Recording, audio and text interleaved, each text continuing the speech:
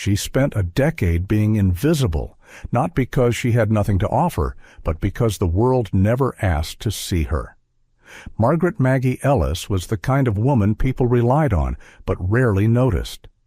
A quiet force behind polished boardrooms, she organized lives, fixed mistakes, and disappeared behind closed doors.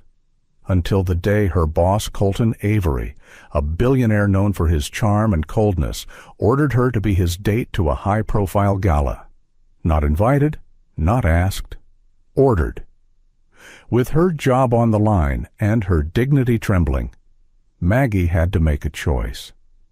If you were her, would you show up and prove them wrong or walk away, even if it meant disappearing for good? This is the story of a woman who said yes not to a man, but to herself. And in doing so, she changed everything. If this story touches something in you, share your thoughts in the comments. And if you believe in stories that heal and uplift, we'd be honored if you supported our channel. Now, come with us into the quiet life of a woman no one saw coming.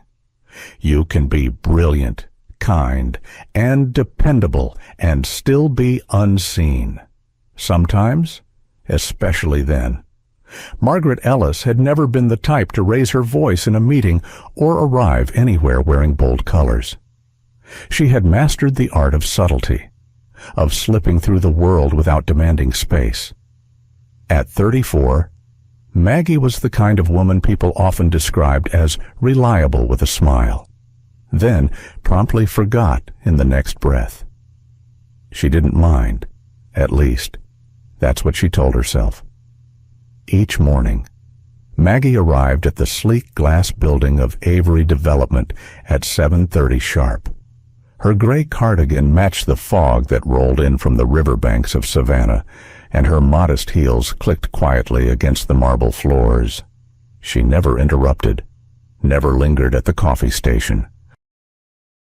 Her desk was tucked neatly just outside the CEO's office, and she occupied it the same way she did every space in her life, with quiet precision. Her calendar was color-coded, her emails answered within 5 minutes, and she had the uncanny ability to recall every meeting, deadline, and dietary preference of Colton Avery without needing to be reminded.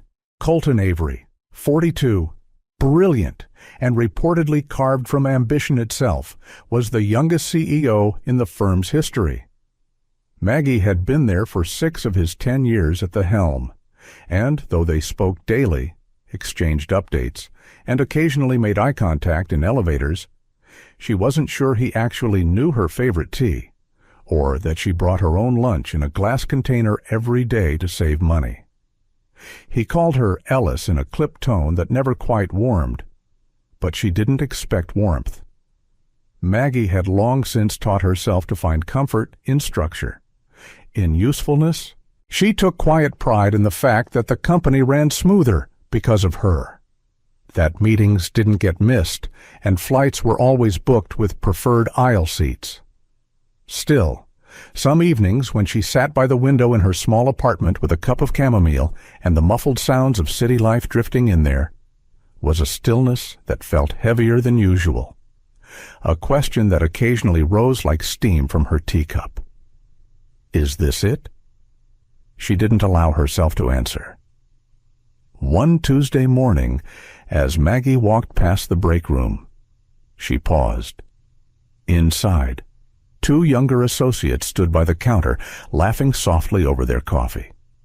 "She's like a walking antique," one of them whispered. Who still uses a planner with tabs. It's kind of charming, like watching a robot from the 90s. Maggie froze. For a moment, she felt 16 again, awkward, invisible, pretending not to hear when the popular girls whispered behind her in the hallway. She turned, calmly walked away, and sat back down at her desk. Her hands moved over the keyboard with practiced ease, but the words echoed louder than her typing. A robot, an antique. She had never asked to be noticed, but being dismissed like that, like furniture, something about it stung in a way she couldn't quite name. As she was adjusting the blinds beside her desk, her computer pinged, "Email Colton Avery. Subject meeting. Time 10 minutes. Urgent." Her breath caught, just for a second. He rarely emailed her directly. Usually, requests came through calendar invites or terse forwarded messages with scribbled notes. This felt different, sharper. She reread the subject line. Urgent. Maggie straightened her blouse and pushed her glasses up the bridge of her nose. For a moment, she caught her reflection in the dark window glass. The pale skin, the tidy hair, the kind eyes that never seemed to belong to the kind of woman people remembered. Whatever the meeting was about, she would be ready. She always was, but somewhere beneath the layers of composure, something stirred. Not fear, something quieter, something like possibility. Being needed isn't the same as being valued, especially when you're just convenient. By the time Maggie stepped into Colton Avery's office, the Georgia sun had begun to slice through the tall windows, casting thin lines of gold across the slate-colored floor. He stood by the window with his back to her, one hand in his pocket, the other holding his phone to his ear. He didn't look up. "Close the door behind you," he said evenly, barely above a murmur. She obeyed, quietly pulling the door shut before approaching the edge of his desk. The room smelled faintly of cedar and strong coffee, like it always did. Predictable. Controlled. Colton ended the call and turned to face her, eyes cool and unreadable beneath his neatly parted dark hair. He was, as always, impeccably dressed charcoal suit, crisp shirt, silver tie clip, no crease out of place. But something in his posture was off, tighter, irritated. "I need a favor," he began, his tone clipped. Maggie nodded, waiting. "The Heritage Gala is this Saturday. You've been managing the details." Yes, she replied. "Your RSVP was confirmed weeks ago. Transportation, lodging, investor briefings, printed schedules all ready." Colton gave a tight nod, as if her efficiency was both expected and irrelevant. "My date just canceled. Last-minute modeling contract in New York. It's inconvenient." Maggie's brow lifted slightly. He never spoke about his personal life at work. "I can notify the event coordinator if you prefer to attend solo." She offered carefully. "No," he said flatly. "Going alone would signal instability. The press will be there. Investors. I need someone by my side." She felt her stomach knot before he said it. "I want you to come." Maggie blinked. Colton's gaze was firm. "You're organized, discreet, and already briefed on every key figure attending. It's a logical solution. A logical solution. That was what she was. A neatly packaged fix to an inconvenient PR hiccup." She swallowed. "Sir, I don't think you'll need something appropriate to wear. I assume you can manage that." Maggie's voice stayed calm, but there was a faint quiver beneath it. "With respect, Mr. Avery, I'm not sure this is the best idea. I'm your assistant, not your companion." Colton stepped closer. Not menacing, just precise. His eyes narrowed slightly.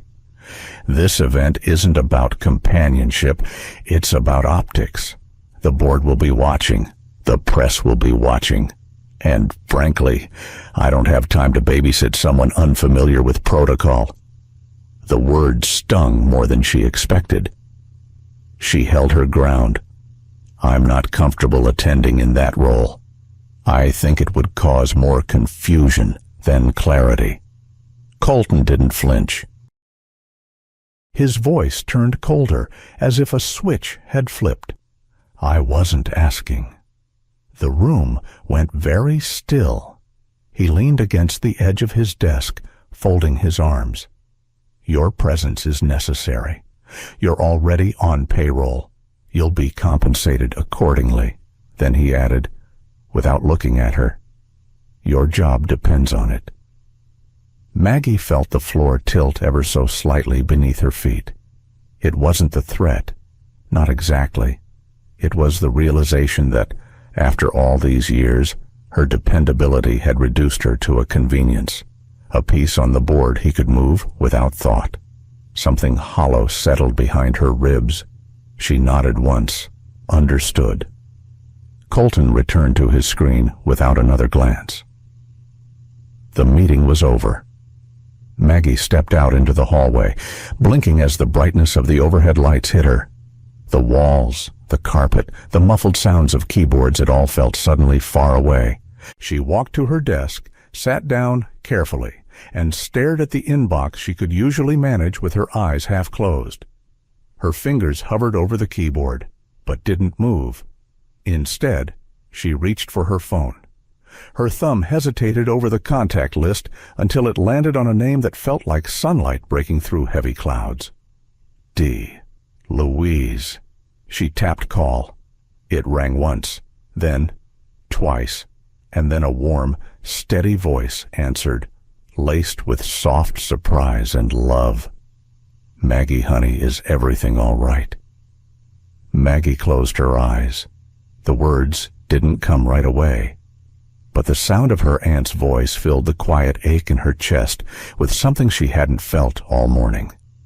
Belonging. She took a breath. "I need a favor." It takes courage to show up as who you really are, especially when no one ever asked to see her. The sound of Louise's old station wagon crunching over gravel was oddly comforting. Maggie stood by her apartment window, arms folded tightly across her chest, watching the familiar figure step out, a small woman with silver-streaked hair pulled into a loose bun, a floral scarf tied around her neck, and a garment bag slung over one shoulder like a soldier heading into battle. Maggie opened the door before her aunt could knock. "Well, well," Louise smiled gently, stepping inside. "You sounded just shaken enough to worry me." Maggie tried to manage a smile. "It's just a work event." "Uh-huh," Louise said, eyes already scanning the room, setting her bag down. "And you called me for help dressing like you're going to prom. What kind of work event are we talking about here?" Maggie hesitated. She could have said it was a charity gala, that her boss asked, that she was just filling in, but instead she said what mattered. "I don't want to look like I don't belong." Louise didn't press further. She simply nodded and unzipped the garment bag. Inside was a dress Maggie hadn't seen in over a decade, deep forest green velvet, soft as breath and edged with tiny hand-stitched pearls at the cuffs. "You made that when I was still in college," Maggie whispered, stepping closer. "For that music department fundraiser." "You never wore it," Louise replied gently. "Said you didn't want to be noticed." "I didn't," Maggie murmured. "But now, maybe." She did. The transformation didn't happen all at once. First, it was the dress. Louise helped her slip into it slowly, carefully. The velvet clung in all the right places and let go in the others, flowing softly to the ankle. The neckline framed her collarbones with quiet grace, and the sleeves held just enough weight to feel like a gentle hand resting on her arms. Then came the hair. Louise undid the tight bun Maggie had always worn like armor, finger-combing through the waves that had long since forgotten how to fall naturally. She didn't curl or tease. She simply let them be soft, free. Next, a touch of makeup, nothing dramatic. A bit of warmth in the cheeks, a soft shimmer over the lids, lip color that looked like her lips, only kinder. Finally, they removed the glasses. Maggie blinked, adjusting to the soft blur of the room. Then she placed the new contact lenses in, slowly, one at a time, until the world came into startling focus. And then she looked into the mirror. What she saw made her breath catch. It wasn't just the elegance of the dress or the way her hair moved when she tilted her head. It was the eyes, clear and steady, looking back at her with something she hadn't felt in years. Recognition. She stepped closer to the mirror, brushing her fingers lightly across the velvet at her waist. Her voice, when it came, was barely a whisper. I almost forgot I existed. Louise, sitting quietly on the couch behind her, didn't respond right away. Then she said, gently, "You didn't forget. You just got tired of waiting for someone else to see you." Maggie's throat tightened. How many years had she spent shrinking, choosing safety over being seen?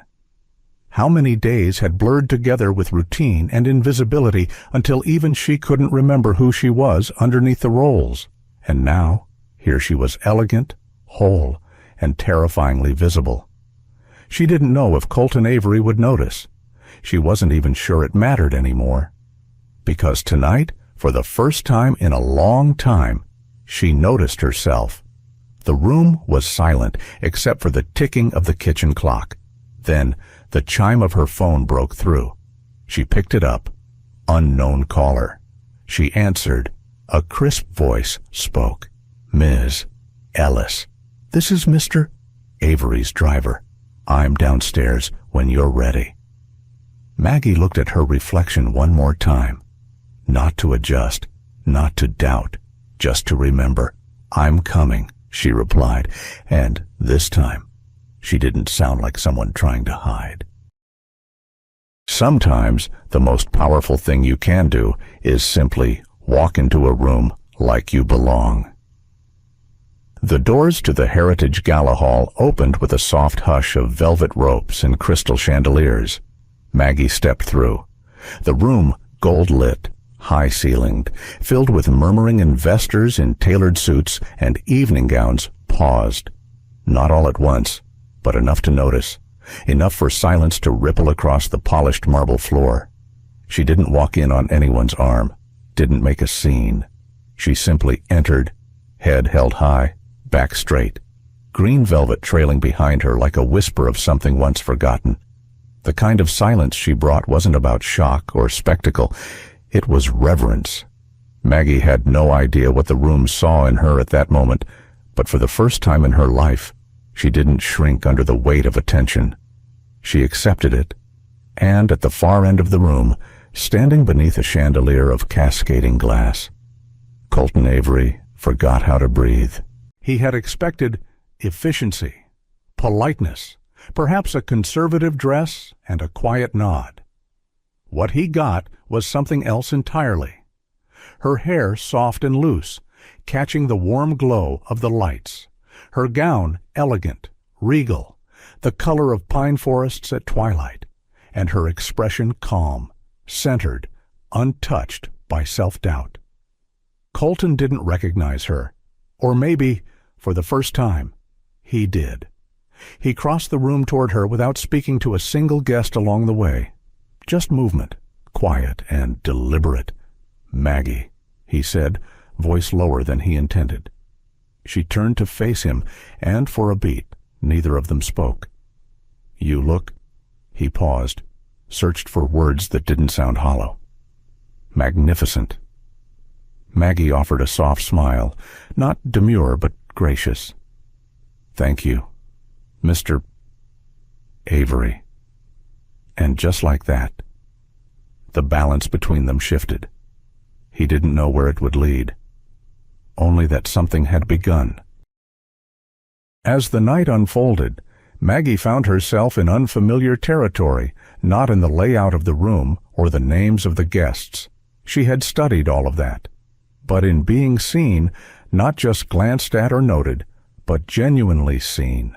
One of the Swiss investors, Monsieur Alain Deschamps, approached Colton during the cocktail hour with a crisp handshake and a firm nod. "This must be your communications director," Alain said in accented English, gesturing toward Maggie. Before Colton could respond, Maggie extended her hand. "Enchanté, Monsieur Deschamps," she said in fluent French. "Je ne suis pas directrice de communication, mais j'ai suivi de près vos projets à Zurich." Delighted, the man broke into a smile. Alors, vous parlez français? Maggie nodded, and the two of them slipped seamlessly into a conversation about cross-market initiatives and architectural sustainability entirely in French. Colton stood beside them, stunned. He had never once heard her speak another language, never asked. She had simply carried that knowledge quietly, waiting for the moment it might matter. And now it did. Later, as the string quartet eased into a familiar waltz, Colton turned toward her. His voice was softer this time. "Would you dance with me?" Maggie hesitated, not out of fear, but because this moment, this offer meant something. He wasn't ordering her or expecting her. He was asking. She looked at him carefully. For years, she had seen the guarded man in boardrooms, on business calls, behind closed doors, efficient, powerful, controlled.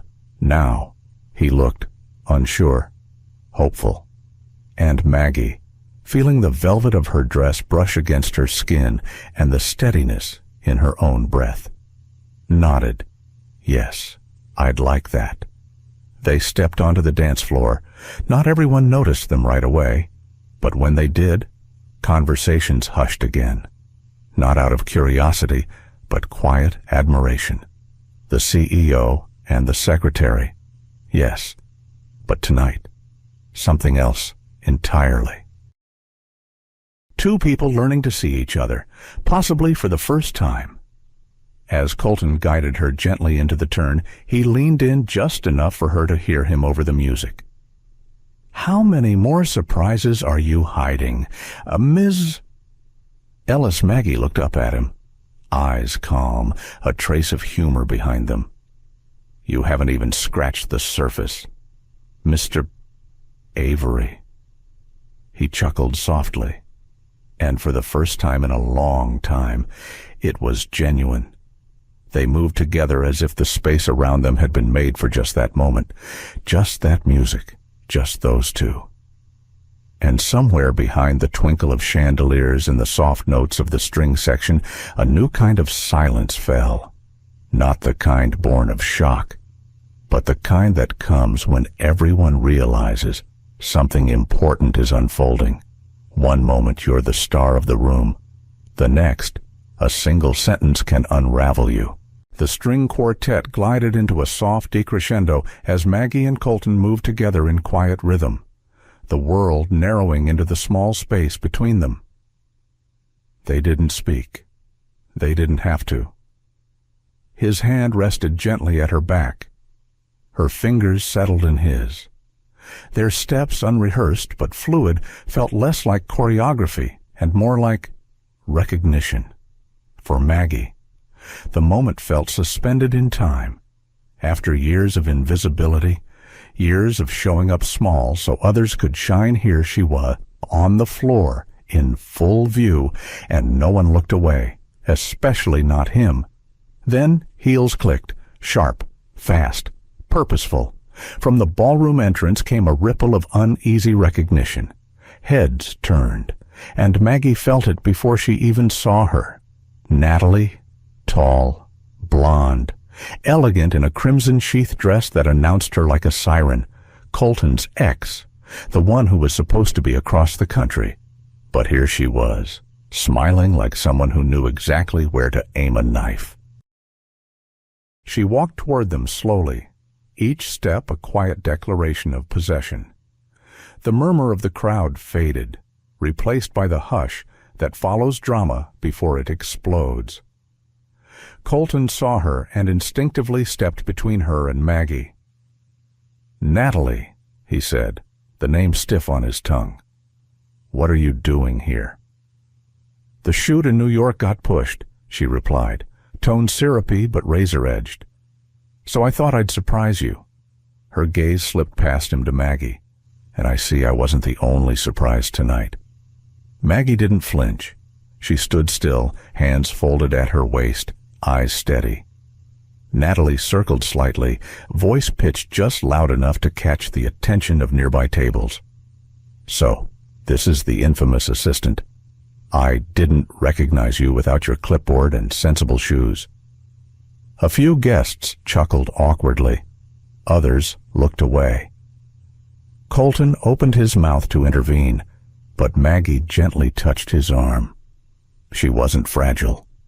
"Not tonight," Natalie continued, a cruel smile curving her lips. "I suppose every Cinderella gets a night out once in a while, but let's not forget after midnight. The carriage turns back into a pumpkin." Then came the blow.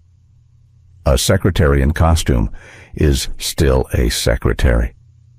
The words dropped into the silence like cold water on fire. A few people laughed softly, unsure. Others looked toward Maggie, waiting. Would she break? Would she run? But Maggie only breathed. Slow, deep, centered. She looked at Natalie not with anger, but with a quiet, almost mournful clarity. And then she smiled. Not smugly, not defensively, just gently, like someone who'd heard far worse before and chosen not to carry it anymore. She turned to Colton, her voice calm. "I think I'll head out now." His eyes flashed with protest, but she reached up and adjusted his tie with a tenderness that stunned him. "Thank you for tonight," she whispered, truly. Then she turned gracefully and walked toward the exit. Not hurried, not ashamed, dignified, entirely herself. Colton watched her go, fists clenched at his sides. Natalie opened her mouth again, but this time he didn't let her speak. "Leave," he said, cold, commanding. Her smirk faltered. "Excuse me, you heard me." His jaw tightened. "This isn't your place anymore." And for the first time since she walked in, Natalie looked uncertain, but Maggie was already gone. Outside. The night air wrapped around her like a truth she'd been avoiding. Cool. Still. Honest. She walked toward the curb, heels clicking against pavement, heart thrumming beneath velvet. She had been beautiful tonight. She had been brave. And then, just like that, she had been reminded of who the world still thought she was. But something had shifted. Natalie's words had landed, but they hadn't stuck, because Maggie Ellis knew the difference now between being seen and being valued. She had felt both. She had chosen both. And no one, not even a woman with a killer dress and a venomous smile, could take that away. From behind her, the sound of hurried footsteps. She turned, but it wasn't Colton, just the valet, holding open a car door, waiting. Maggie stepped inside. The door closed softly behind her, and the ballroom lights disappeared into the night. Leaving doesn't always mean defeat.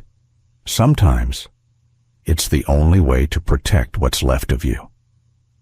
The car moved quietly through the night streets of Savannah, its headlights casting soft shadows against cobbled sidewalks and sleepy storefronts. Inside, Maggie sat with her hands folded in her lap, velvet dress bunched beneath her coat, and her heart heavier than she cared to admit. She watched the passing lights blur, the city moving on as if nothing had shifted, as if no ballroom had gone still when she walked in, as if no cruel voice had sliced through the magic and reminded her of who the world believed she was. And maybe still believed she would always be. She leaned her head against the cool glass of the window, letting her eyes fall closed for a moment. In the quiet hum of the engine, memories came, old ones, deep ones, the kind that lived in the corners of her chest.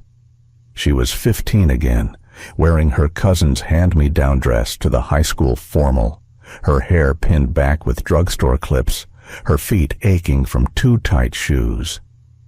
She remembered standing by the punch table alone while the popular girls whispered nearby, their eyes on her, their laughter sharp. "She tries," one had said with a shrug, "but honestly, it's a little sad." That night, Maggie had gone home, taken off the dress, and folded it carefully into a box under her bed. She had told herself it didn't matter, that she'd rather be smart than beautiful, useful than adored, invisible than mocked. She had put on the armor that night and rarely taken it off again, until now. Tonight, she had stood in a gown that fit, spoken a language that stunned, danced in the arms of the very man who had once never looked twice at her. And still someone had found a way to reduce her back to a title, to something less. Only this time, it hadn't broken her. Not really. It had just made things clear. When Maggie got home, the air inside her apartment felt colder than usual. Or maybe it was her skin that hadn't warmed back up from the night. She set down her clutch, kicked off her heels, then stood barefoot in the middle of the living room, dress still on, staring at nothing. It was nearly midnight. She walked to her desk, turned on the lamp, and opened her laptop. Her fingers hovered over the keys for a long moment. Then she began to type. Subject resignation. Dear Mr. Avery, I want to thank you for the years of trust, opportunity, and experience I've had as your executive assistant.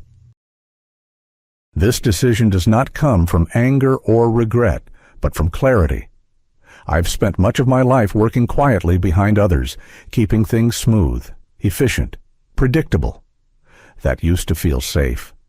Now it feels like hiding. I am ready to stop hiding. Effective immediately, I will be stepping away from my role. Wishing you continued success. Margaret Ellis. She stared at the screen for a long while. Then she hit send, and with it, something inside her released. She changed out of the velvet dress, hung it up carefully, not in the back of the closet, but right at the front. Like a flag she didn't want to lower again. She pulled on her softest pajamas and sat by the window, a cup of tea cooling in her hands. Outside, the city breathed. So did she. Morning arrived with reluctant sunlight and the smell of magnolia trees outside the office building of Avery Development. Colton stepped out of the elevator, still adjusting the cuff of his shirt. He had slept little restless with a mix of anger, guilt, and something far more unfamiliar, regret. He turned the corner, expecting the usual Maggie at her desk, eyes on her screen, the faint sound of keys clicking in rhythm. But the desk was empty. No purse, no coffee mug, no cardigan slung across the chair.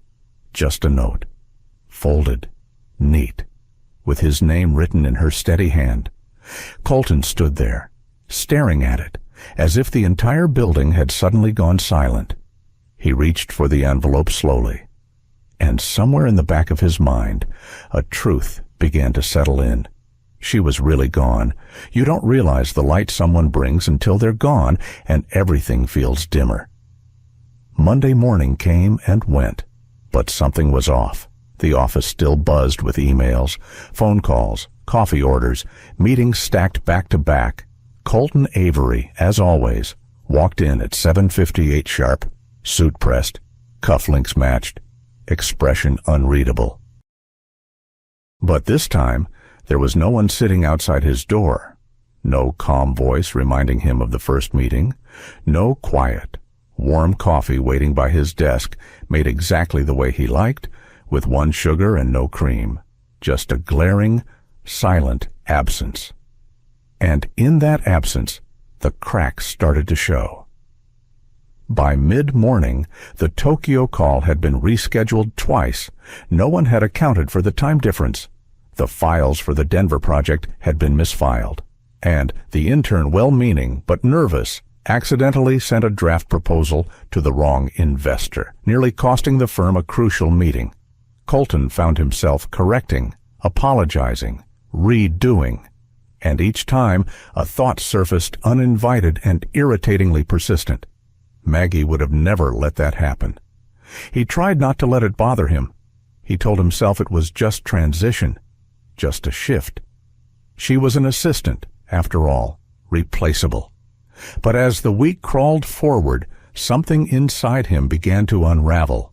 It wasn't just the work she did, it was the way she did it. She had known when he needed a moment of silence, when he was pretending not to be furious, when he was thinking out loud, and when he needed someone to quietly write it down. She understood his patterns better than he did, and now the silence outside his office felt louder than ever. By Thursday, Colton stood in the break room, staring at a half-empty pot of coffee. No one had brewed a new one. He sighed, reached up, opened the cabinet, and paused.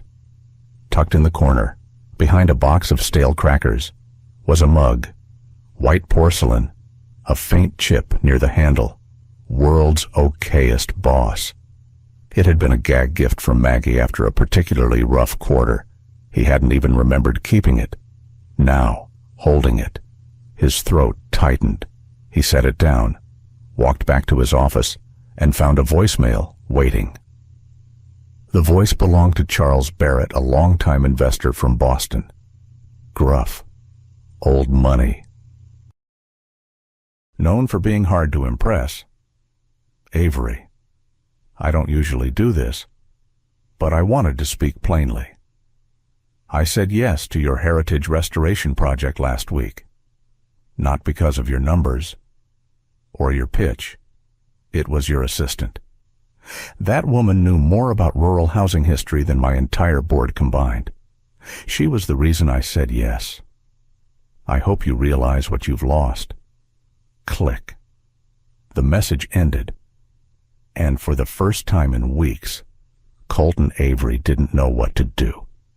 That evening, he stood in front of Maggie's apartment building. No driver, no assistant, no script, just a man with hands in his pockets and a mind full of things he should have said sooner. He rang the buzzer, waited. The intercom crackled. Her voice came through, calm, guarded. Yes, it's me. A pause. I figured, can we talk? Another pause. Longer. Then, you can talk. I'll listen. Maggie didn't invite him up. She came down instead wrapped in a long cardigan, barefoot in sneakers, her hair loose and soft around her shoulders, not glamorous, not in costume, just Maggie. Colton stood still, tried to find the right words, but they didn't come easily. I didn't realize, he began, how much you did, how much you held together. I didn't leave because I wasn't appreciated, Maggie said quietly. I left because I stopped appreciating myself. That landed hard. I'm sorry, he said, simply, for the way I spoke to you, for making you feel small when all you ever did was show up fully. Maggie nodded, looking down at the sidewalk. I believe your apology, she said, but I'm not coming back. He swallowed. Even if I asked you to. She looked up at him then, eyes steady and clear, especially if you asked me to. And in that moment, Colton Avery realized something deeper than regret. He hadn't just lost his assistant, he had lost the one person who saw him and stayed. Now, she was choosing herself, and he would have to choose what came next. Later that night, Maggie sat at her kitchen table, sipping tea. Her laptop pinged. A new email from Southern Community Development Foundation, subject proposal invitation, Director of Housing Equity. She opened it slowly and smiled. The road ahead was changing, and this time, she wasn't afraid to walk it alone. The greatest success isn't applause. It's becoming who you were always meant to be. The offices of the Southern Community Development Foundation were nothing like the glass towers of Avery Development. The building was older bricks, worn by rain, wood floors, creaky with history. But Maggie felt something here that she hadn't felt in years: belonging. Her first day as Director of Housing Equity began not with a high-level strategy meeting, but with a community breakfast.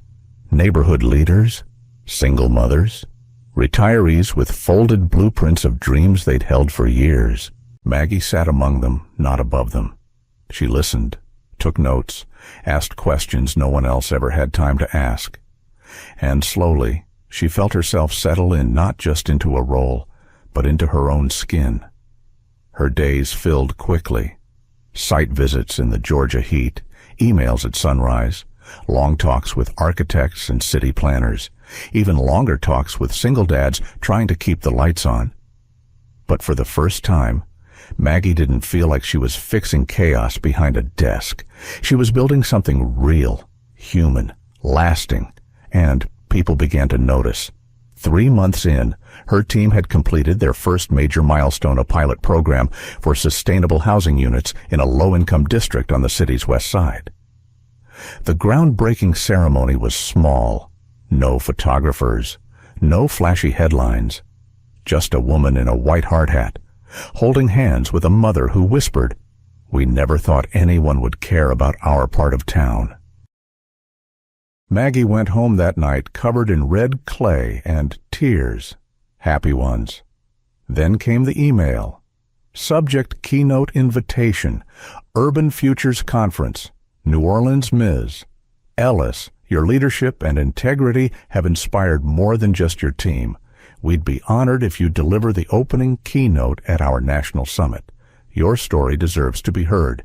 She read it twice, then a third time. She wasn't being asked to organize someone else's speech or draft the right words for a CEO to say. She was being asked to speak as herself.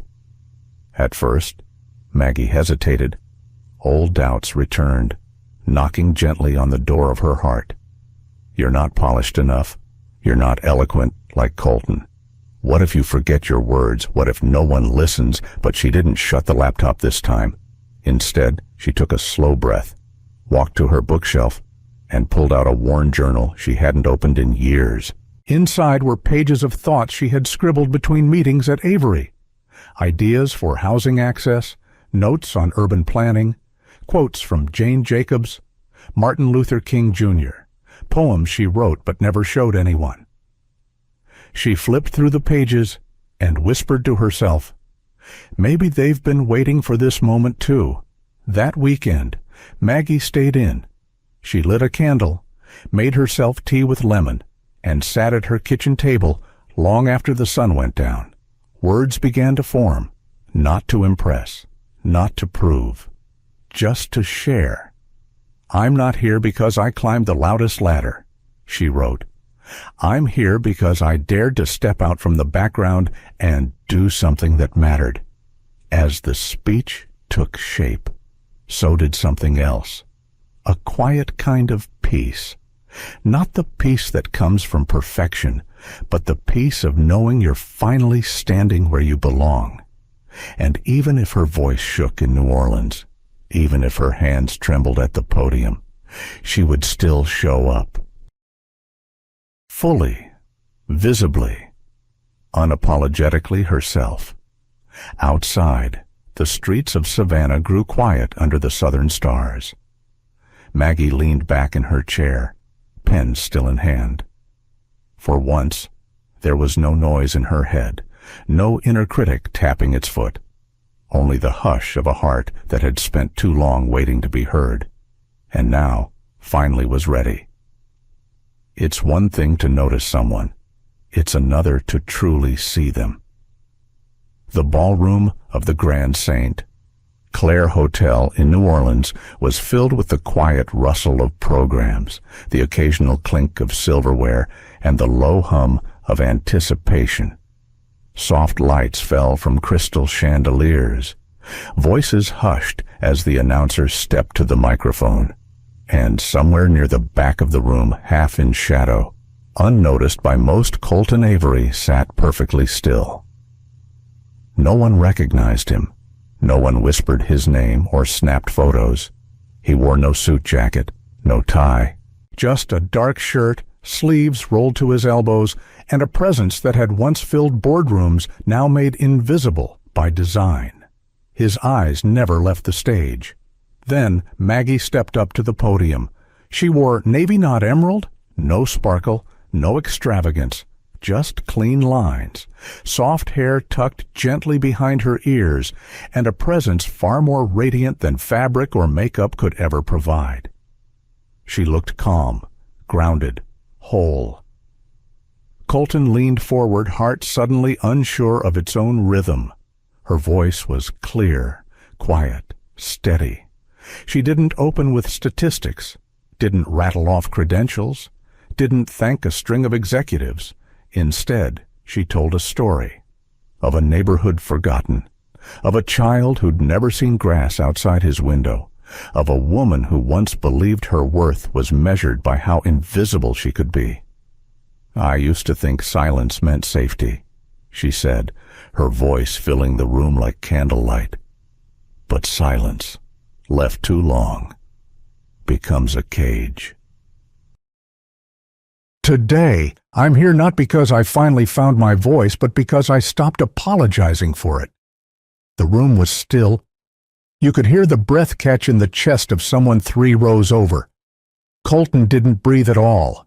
When the audience rose to their feet, applause stretching long and full, Maggie smiled gently, bowed her head once, and stepped down. Colton stayed seated, hands clasped, eyes shining. He had never seen her more clearly than in that moment, not at the gala, not in the office, not even when she'd stood before him and said no. This was the woman he loved, not because she changed, but because she no longer needed permission to be. The reception that followed spilled into the courtyard wine glasses. Soft music, laughter dancing under the stars. Maggie stood by a stone fountain, politely answering questions, her shoulders relaxed, her smile unforced. Then a shadow moved beside her, and a familiar voice, soft and low, said, "I brought something for you." She turned, and there he was, Colton, in the flesh, but not the version from polished magazine covers, not the one from Avery's glass offices. This was a quieter man, a man who had learned something about losing, and maybe something about love. He extended a small bouquet toward her, not roses, not lilies, wild daisies, unruly, soft, imperfect, just like the ones that grew along the fence of her childhood home. Her hand trembled slightly as she took them. "How did you know I'd be here?" she asked, voice barely above a whisper. He gave a small smile. "I didn't, but I hoped."